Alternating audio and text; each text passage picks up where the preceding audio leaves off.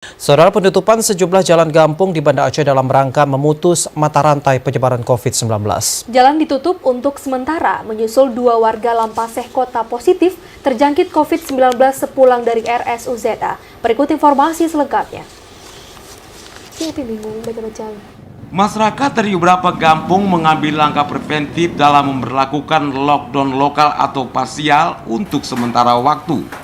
Setelah mengetahui pasangan suami istri PDP yang dirawat rumah sakit itu positif terinfeksi virus corona, warga kampung tutup akses jalan agar tidak ada yang keluyuran.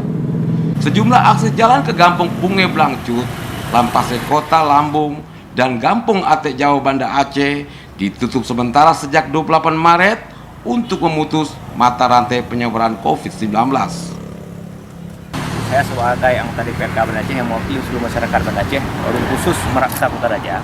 Kita mungkin sekitar 15 hari yang lalu, sebelum lockdown lokal ataupun lockdown parsial yang dilakukan di seluruh Kota Banda Aceh oleh inisiatif masyarakat sendiri, ada yang didorong mungkin oleh pemerintah kota. Jadi langkah itu saya pikir ada baiknya ya terhadap langkah-langkah yang memang sudah terjadi pada hari sekitar beberapa hari yang lalu.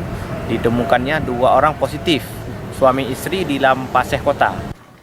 DPRK mengharapkan pihak pemerintah kampung selalu siaga dan membuat posko pemantauan untuk warga yang datang dari luar maupun dalam negeri, untuk meredam kepanikan atas kejadian tersebut dan memberi sesuatu yang urgen kepada warga agar tidak mengambil langkah persuasif penutupan pintu gerbang gapura.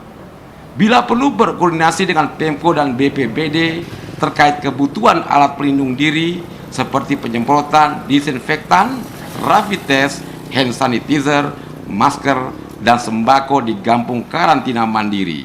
Dari Banda Aceh, tim liputan TVRI melaporkan.